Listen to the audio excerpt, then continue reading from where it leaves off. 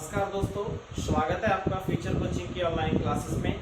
मैं कुलदीप शर्मा हाजिर हूँ आपके लिए एक बार फिर से एक नई वीडियो के साथ। दोस्तों, कल हमने क्लास में एक चर्चा की आधुनिक काल के अन्य नाम और आधुनिक काल के जो प्रभाव हमने किए उसके समाप्ति के विषय में हमने कल चर्चा की। आज हम उसी पार्ट में से एक पार्ट भारतेंदु युग पर चर्चा करने वाले हैं।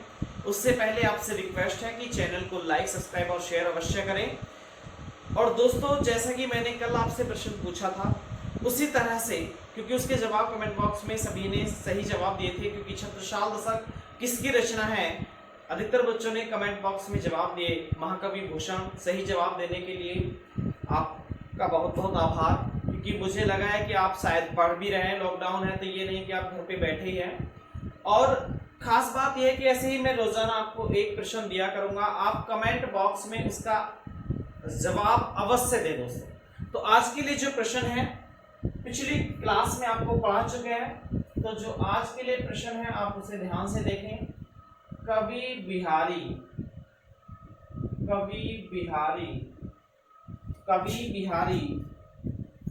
किसके दरबारी कवि थे?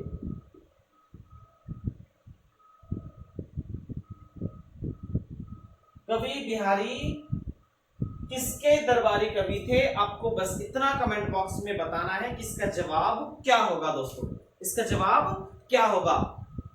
इसके बाद कल जो भी बच्चा इसका सबसे पहले जवाब देगा उसका नाम हम क्लास में बताएंगे। और आज हम अपनी कक्षा को प्रारंभ करते हैं। थोड़ा सा आज के लिए अवश्य पढ़ेंगे, क्योंकि कल भी हमने आपको बताया था आधुनिक काल के विषय में, लेकिन आज आधुनिक काल से आगे की कड़ी में हम शामिल कर रहे हैं भारतेंदु युग को दोस्तों। तो भारतेंदु युग की समय अवधि आपके सामने 1868 ईस्वी से 1900 ईस्वी तक, 1868 ईस्वी से 1900 ईस्वी तक आपका कौन सा युग चला? भारतेंदु युग। ये युग किसके नाम पर पड़ा? इस युग के महान इतिहासकार, महान नाटककार भारतेंदु हरिश्चंद्र जी के नाम पर इस युग का नामकरण किया गया। दोस्तों, एक प्रश्न बहुत ही महत्वपूर्ण है, आप नोटबुक में नोट करते रहें। हिंदी नवजागरण का अग्रदूत, हिंदी नवजागरण का अग्रदूत भारतेंदु जी को कहते हैं। भारतेंदु जी को कहते हैं। दोस्तों, ये प्रश्न बहुत महत्वपूर्ण है कि हिंदी नवजागरण का अग्रदूत किसे कहा जाता है? तो आपका जवाब होगा भारतेंदु हरिश्चंद्र जी को कहा जाता है। तो पहला प्रश्न आपके लिए है, नवजागरण का अगर हम मतलब बात बताएं कि नवजागरण क्या होता है, तो नवजागरण का मतलब होता है फिर से जागना। नवजागरण का मतलब क्या होता है? फिर से जागना, क्योंकि आधुनिक काल में एक चेतना फिर से लौटी गई और उसमें चेतना में क्या दर्शाया गया कि जो हमारा समाज है उसको दर्शाया गया, और जो हमारी घटनाएं घटित हो रही हैं उस पर खास ध्यान दिया गया, देश प्रेम पर बहुत ही ज्यादा जोर दिया गया आधुनिक काल में। तो उसी पर इसका नाम पड़ गया हिंदी नवजागरण का अग्रदूत भारतेंदु जी को कहते हैं। यहीं पर एक प्रश्न और महत्वपूर्ण है इसी कड़ी में दोस्तों, कि अगर भारत नवजागरण का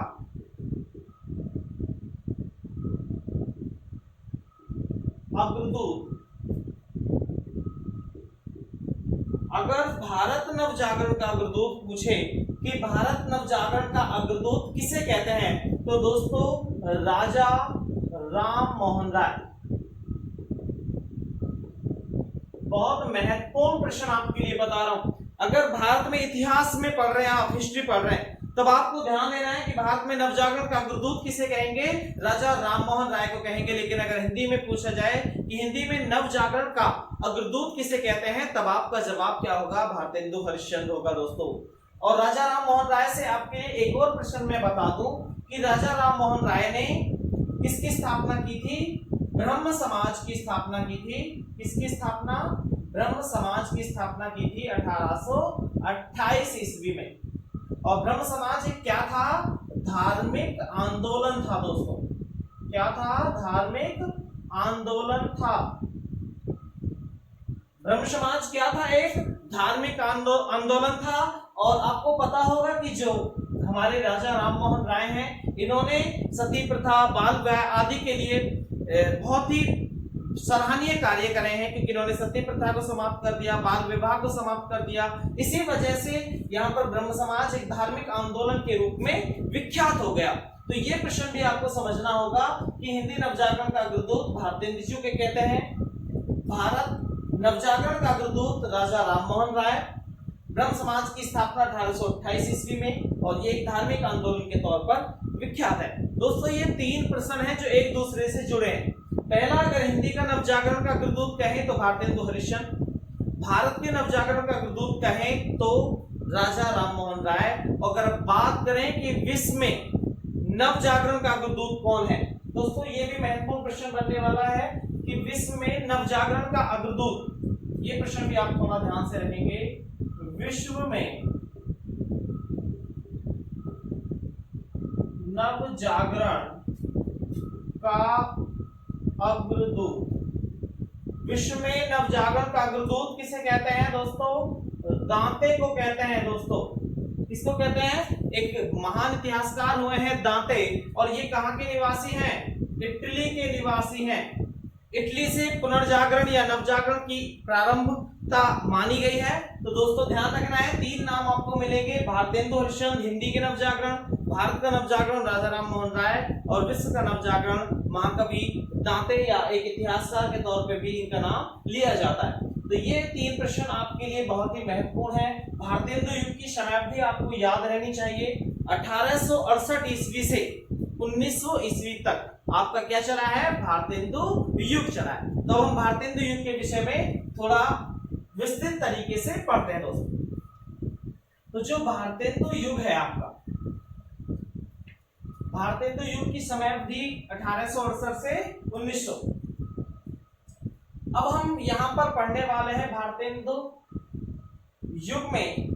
सबसे पहले भारतेंदु हरिश्चंद्र के विषय में हम यहां पर पढ़ेंगे, क्योंकि भारतेंदु हरिश्चंद्र से बहुत ही महत्वपूर्ण प्रश्न परीक्षाओं में पूछे जाते हैं। तो ध्यान देने की बात होगी, क्योंकि ये नाम भारतेंदु हरिश्चंद्र, देखो ये नाम इस वजह से महत्वपूर्ण है क्योंकि इन्हीं के नाम पर इस युग का नामकरण किया गया है। अगर हम बात करें भारतेंदु हरिश्चंद्र के जन्म स्थान की, जन्म स्थान, तो दोस्तों इनका जन्म कहां पर हुआ? काशी में हुआ। कहां पर हुआ था इनका जन्म? काशी में हुआ, बनारस, वाराणसी। और बात करेंगे समयावधि की, जो डेट ऑफ बर्थ है 1850 से 1885, मात्र 35 वर्ष की अल्पायु में इनकी मृत्यु हो गई। मात्र 35 वर्ष की अल्पायु में ही इनकी मृत्यु हो गई। जन्म स्थान काशी रहा है। अगर हम बात करें इनके पिता के नाम की, तो इनके पिता एक महत्वपूर्ण कवि हुए हैं हिंदी के, जिनका नाम है गोपाल चंद्र। उपाधि मिली थी गिरिधर दास। गोपाल चंद्र गिरिधर दास महत्वपूर्ण कवि हुए हैं भारतेंदु हरिश्चंद्र के, जिनका बहुत ही महत्वपूर्ण योगदान हिंदी में रहा है। अगर हम बात करें भारतेंदु जी के, भारतेंदु जी का उपनाम, भारतेंदु जी का उपनाम, तो भारतेंदु हरिश्चंद्र का उपनाम क्या था दोस्तों? इन्हें रशा के उपनाम से जाना जाता था। किस नाम से जानते थे इन्हें? रशा के उपनाम से जाना जाता था भारतेंदु हरिश्चंद्र को।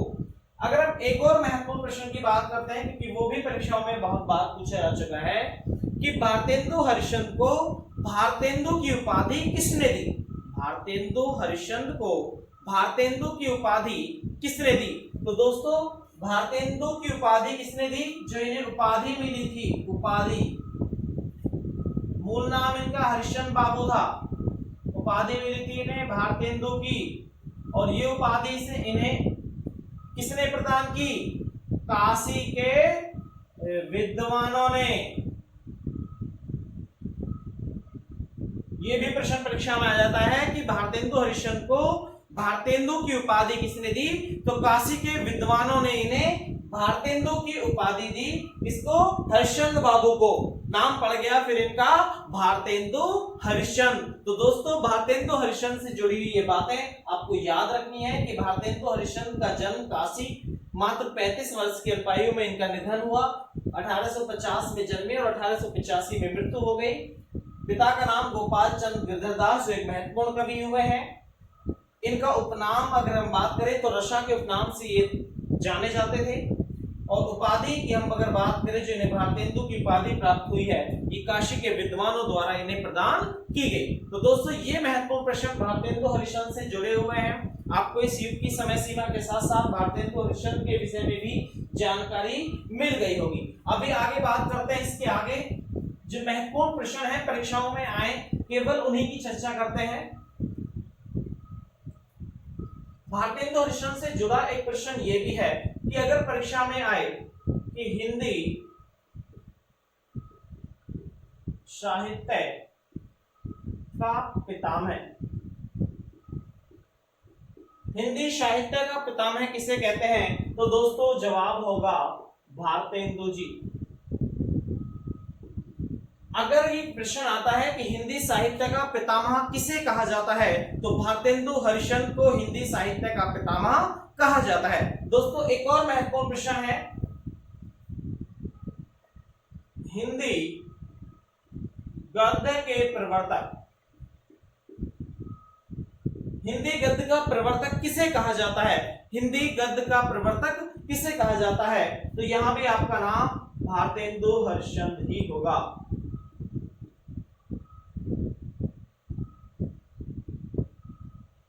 दोस्तों ध्यान रखना है, भारतेंदु हरिश्चंद्र को ही हिंदी गद्य का प्रवर्तक भी कहा जाता है और हिंदी साहित्य का पितामह भी भारतेंदु हरिश्चंद्र को कहा जाता है। दोस्तों यहां तक की बातें आपको समझ में आई होगी।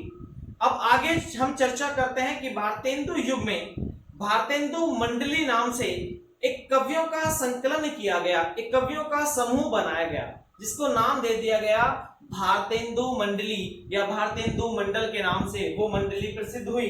तो दोस्तों भारतेंदु मंडल की बात करते हैं कि भारतेंदु मंडल में कौन कौन से कवि हुए हैं, इसकी बात करते हैं दोस्तों। भारतेंदु मंडल, इस भारतेंदु मंडल के दौरान वो एक कवियों को शामिल किया जाएगा जो इस भारतेंदु युग की समाप्ति के अंतर्गत आते हैं। दोस्तों नंबर 1 कवि का नाम है भारतेंदु हरिश्चंद्र, भारतेंदु हरिश्चंद्र। दूसरे कवि की हम बात करें तो प्रताप नारायण मिश्र,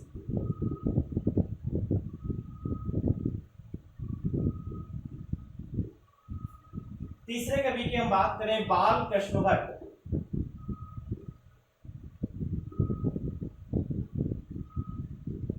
अगर हम बात करें चौथे कवि की तो ठाकुर जगमोहन सिंह,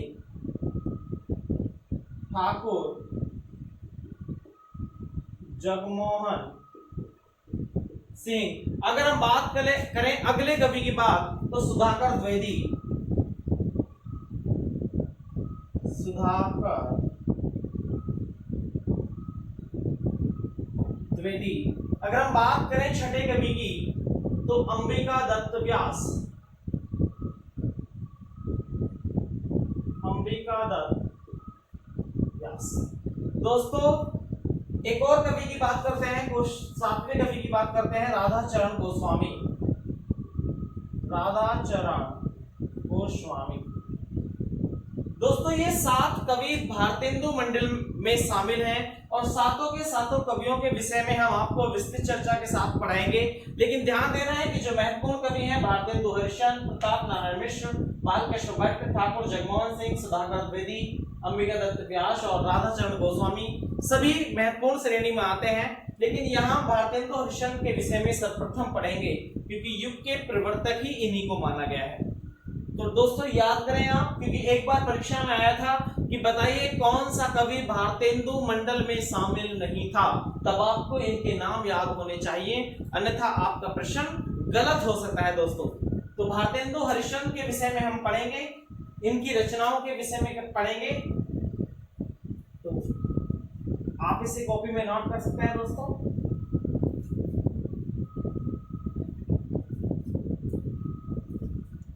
अब एक महत्वपूर्ण प्रश्न भारतेंदु हरिश्चंद्र से जुड़ा हुआ और करते, क्योंकि बात हमें आज भारतेंदु हरिश्चंद्र पर ही समाप्त करनी है।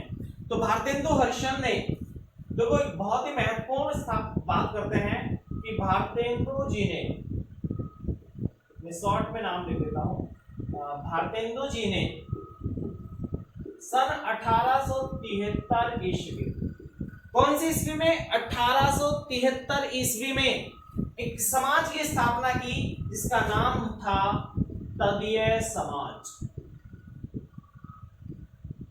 क्या नाम था दोस्तों? तदीय समाज की स्थापना करी 1873 ईस्वी में। किसने? भारतेंदु जी ने। क्यों करी इस तदीय समाज की स्थापना? क्योंकि तदीय समाज वैष्णव भक्ति से जुड़ा हुआ था, क्योंकि भारतेंदु हरिश्चंद्र श्री कृष्ण के अनन्य भक्त थे। तो इस वजह से इन्होंने एक समाज की स्थापना की जिसका नाम रखा तदीय समाज, और इसमें विष्णु यानी वैष्णव भक्ति के प्रचार प्रसार के लिए इन्होंने यहाँ पर कुछ अपनी बातें को बताया गया। तो दोस्तों ये प्रश्न बहुत ही महत्वपूर्ण है कि तदीय समाज की स्थापना किसने की? तो भारतेंदु हरिश्चंद्र ने 1873 ईस्वी में। बात करते हैं भारतेंदु जी की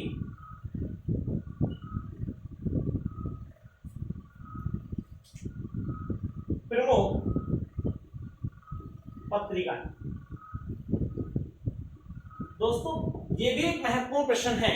रचनाएं तो हम पढ़ेंगे ही पढ़ेंगे, लेकिन भारतेंदु हरिश्चंद्र की महत्वपूर्ण पत्रिकाएं कौन सी हैं उनकी भी चर्चा हम कर लेते हैं। तो दोस्तों सबसे पहली पत्रिका का अगर हम बात करें तो कवि वचन सुधा। आपको याद रखना होगा कवि वचन सुधा। मात्र 18 वर्ष की आयु में भारतेंदु जी ने पहली बार पत्रिका का संपादन किया जिसका नाम था कवि वचन सुधा। आप अंदाजा लगा चुके होंगे कि ये किस सन में प्रकाशित की गई होगी? 1868 ईस्वी। कवि वचन सुधा। और ध्यान देना है कि इनकी सभी पत्रिकाओं का प्रकाशन कहां से किया गया? काशी से किया गया। कहां से किया गया दोस्तों? काशी से। सभी पत्रिकाओं का जो भारतेंदु हरिश्चंद्र ने प्रकाशित की उनका संपादन काशी से किया गया 1868 में कवि वचन सुधा। उसके पश्चात हरिश्चंद्र मैगजीन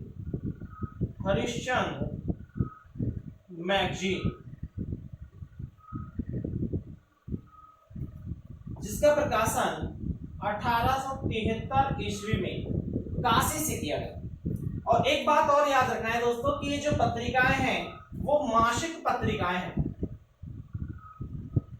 कैसी पत्रिकाएं हैं? मासिक, यानी कि मंथ पर चलने वाली पत्रिकाएं हैं। तो पहली पत्रिका कवि वचन सुधा, इसके पश्चात हरिश्चंद्र मैगजीन, और नंबर 3 जो सबसे महत्वपूर्ण पत्रिकाओं में भी शामिल है, ठीक है, नंबर 3 की बात करते हैं बाला बोधिनी। ये महत्वपूर्ण पत्रिका क्यों है? क्यों हम कह रहे हैं कि बाला बोधिनी एक महत्वपूर्ण पत्रिका है? दोस्तों इसका प्रकाशन 1874 ईस्वी में किया गया। कब किया गया? 1874 ईस्वी में किया गया। लेकिन ये महत्वपूर्ण इस वजह से है क्योंकि इसमें केवल स्त्री शिक्षा पर बल दिया गया, या कह सकते हैं कि जो बाला बोधिनी पत्रिका थी ये केवल स्त्रियों के लिए चलाई गई मासिक पत्रिका थी। तो मासिक पत्रिकाएं हैं तीनों का प्रकाशन भी काशी से हुआ है, भारतेंदु जी ने ही करा है। एक कवि वचन सुधा, हरिश्चंद्र मैगजीन और बाला बोधिनी, ये 3 पत्रिकाएं इनकी महत्वपूर्ण पत्रिकाएं भी हैं दोस्तों। तो अब आगे चलते हैं, आप इसे नोट कर सकते हैं दोस्तों, अपनी नोटबुक में इसे नोट कर लें।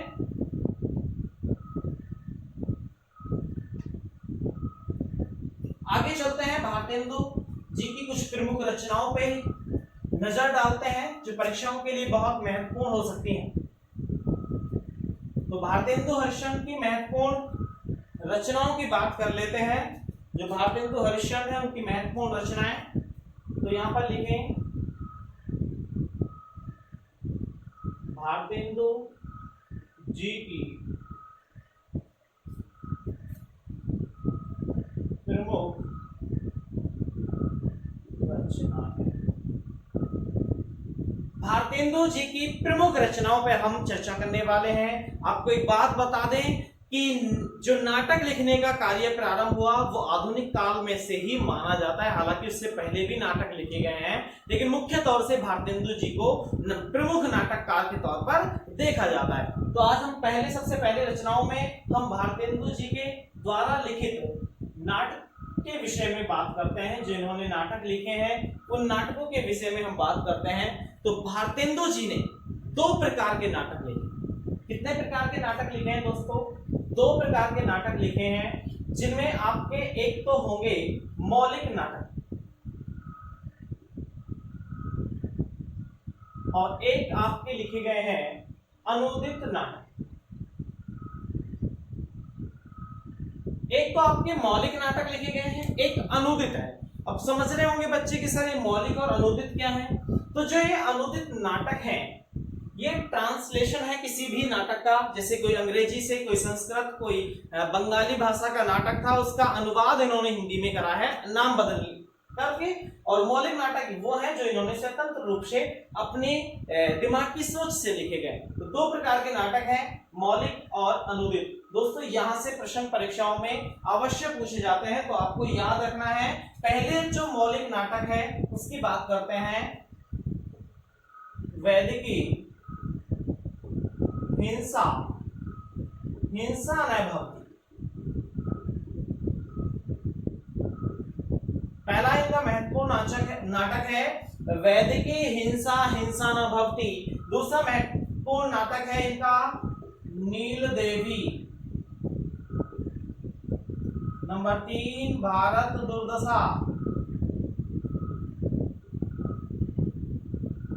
नंबर 4 सती प्रथा। नंबर 4 क्या है? सती प्रथा। और एक और नाटक जो आपने बहुत ही पढ़ा होगा, अंधेर नगरी। दोस्तों आपने एक और महत्वपूर्ण नाटक पढ़ा होगा इन्हीं का, क्या है? अंधेर नगरी। ये तो आपने बहुत ही बार पढ़ा। तो मौलिक नाटकों में आपने देखा वैदिकी हिंसा न भवति, सती प्रताप, नील देवी, भारत दुर्दशा, अंधेर नगरी, ये इनके महत्वपूर्ण मौलिक नाटक हैं। और एक बहुत ही महत्वपूर्ण प्रश्न जो आपको याद रखना होगा कि सती प्रताप, जिसके ऊपर मैं स्टार लगा रहा हूं, ये इनका अधूरा नाटक भी है, जो परीक्षाओं में पूछा गया कि भारतेंदु जी का अधूरा नाटक कौन सा है। तो भारतेंदु जी का अधूरा नाटक कौन सा है? सती प्रताप। ये इनका अधूरा रह गया और इनकी मृत्यु हो गई थी उसी समय पर। तो सती प्रताप नामक नाटक अधूरा नाटक है भारतेंदु हरिश्चंद्र का। दोस्तों बात करते हैं अनूदित नाटक में। तो अनूदित नाटक में इन्होंने बहुत नाटक नहीं लिखे हैं। जो सबसे पहला नाटक इन्होंने अनूदित नाटक में लिखा है वो है विद्या सुंदर। विद्या सुंदर। दोस्तों दूसरा नाटक जो इन्होंने सबसे महत्वपूर्ण लिखा है वो है कर्पूर मंजरी। ये रूपांतरण है, बहुत महत्वपूर्ण नाटक भी है, कर्पूर मंजरी। और नंबर 3 दुर्लभ बंधु। दोस्तों देखो, विद्या सुंदर एक बंगाली नाटक का आपका अनुवाद किया गया था। कर्पूर मंजरी राजशेखर के नाटक, जो राजशेखर है संस्कृत के कवि, उनके नाटक का रूपांतरण यहाँ पर है। और दुर्लभ बंधु, ये एक बार परीक्षा में पूछा जा चुका है, दुर्लभ बंधु, कि ये किस नाटक का अनुवाद यहाँ पर किया गया है। तो ये आपका इंग्लिश नाटक आपने पढ़ा होगा, merchant of Venice. Merchant of Venice का अनुवाद करके इन्होंने नाम रख दिया दुर्लभ बंधु। तो दोस्तों यहाँ पर एक महत्वपूर्ण नाटक भारतेंदु हरिश्चंद्र जी के मैंने आपको बताए हैं। अगर बात आए कि भारतेंदु हरिश्चंद्र का पहला नाटक कौन सा है, तो पहला अनूदित नाटक लिखा था इन्होंने विद्या सुंदर। पहला ही नाटक इन्होंने कौन सा लिखा है? अनूदित लिखा था, और वो भी लिखा था विद्या सुंदर के नाम से। दोस्तों तो ये भारतेंदु हरिश्चंद्र जी की महत्वपूर्ण नाटकों का संकलन आपके समक्ष मैंने प्रस्तुत किया है। अगर कोई भी किसी का डाउट है, कोई समस्या है, वो मुझे कमेंट बॉक्स में कमेंट करके अवश्य बताएं। दोस्तों अब आगे चलते हैं, जो भारतेंदु हरिश्चंद्र की महत्वपूर्ण काव्य रचना है उन पर भी बात कर लेते हैं। दोस्तों जो भारतेंदु जी की कुछ अन्य महत्वपूर्ण रचना है, देखो भारतेंदु हरिश्चंद्र ने नाटकों के साथ साथ कुछ काव्य की रचनाएं भी की, कुछ काव्य रचनाएं भी की, जैसे कि कविताएं वगैरह। उनमें दो हास्य कविताएं हैं। नंबर 1 रचनाओं में आपका है बंदर सभा, बंदर सभा, और नंबर 2 है बकरी विलाप। ये दोनों ही हास्य कविता है। ये भारतेंदु जी की हास्य कविता है, बंदर सभा और बकरी विलाप। बंदर सभा और बकरी विलाप दोनों ही महत्वपूर्ण रचना यहाँ पर इनकी मानी गई है, जो काव्य रचनाओं में मानी गई है। इसके अलावा और अन्य महत्वपूर्ण रचनाओं की बात कर लेते हैं दोस्तों, जो महत्वपूर्ण रचना इन्होंने लिखी है काव्य में। नंबर 1 आप लिख सकते हैं प्रेम फुलवारी, होली, कार्तिक स्नान। जो महत्वपूर्ण रचना है इनकी वर्षा विनोद, वर्षा विनोद। वर्षा विनोद के साथ साथ जो प्रेम फुलवारी है, प्रेम मालिनी, प्रेम मालिनी इनकी महत्वपूर्ण रचना है दोस्तों। प्रेम सरोवर, प्रेम सरोवर, और फूलों का गुच्छा, फूलों का गुच्छा। ये इनकी कुछ महत्वपूर्ण काव्य रचनाएं हैं। फिर से ध्यान दे सकते हैं, प्रेम फुलवारी, होली, कार्तिक स्नान, वर्षा विनोद, प्रेम मालिनी, प्रेम सरोवर और फूलों का गुच्छा महत्वपूर्ण काव्य रचनाएं हैं, महत्वपूर्ण कविताएं हैं यहाँ पर दोस्तों भारतेंदु हरिश्चंद्र जी की। इसके आगे चलते हैं। भारतेंदु जी ने एक निबंध भी लिखा है, जो आपने पढ़ा होगा शायद, देखते हैं। एक निबंध रचना भी इन्होंने की है, एक निबंध रचना, भारत वर्षोन्नति कैसे हो सकती है। भारत वर्षोन्नति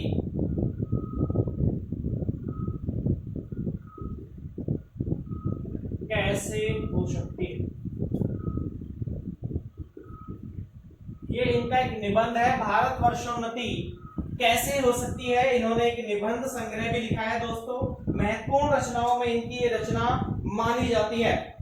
एक महत्वपूर्ण रचना और भी है जो भारतेंदु हरिश्चंद्र ने अलग तरीके से लिखी है। तो रचनाओं में है एक विशस्य विश्व औषधम, विशस्य विश्व औषधम। इसमें क्या है, ये ऐसी रचना लिखी थी भारतेंदु हरिश्चंद्र ने, क्योंकि ये उस समय देशभक्ति के ऊपर लिख रहे थे, देश के जो इतिहास है उसके ऊपर लिख रहे थे। तो विशस्य विश्वौषधम में क्या लिखा गया है कि जो भारत के राजाओं के साथ छल कपट करा है उन्हीं के घर वालों ने, जैसे कि आपने मोहम्मद गौरी के साथ पृथ्वीराज चौहान की लड़ाई में जयचंद ने विश्वासघात करा, उन विश्वासघातियों के ऊपर इन्होंने जो नाटक लिखा है वो है विशस्य विश्वौषधम। ये लिखा गया है किसमें, विश्वासघातियों के संबंध में। विश्वासघाती, जो विश्वासघाती थे उसके ऊपर लिखा गया ये नाटक है। एक और महत्वपूर्ण नाटक है विजयिनी, विजयिनी विजय वैजंती। ये भी एक महत्वपूर्ण नाटक है जहां इसमें वर्णन किया गया है जो भारत की सेना थी, सेना की मिस्र में विजय,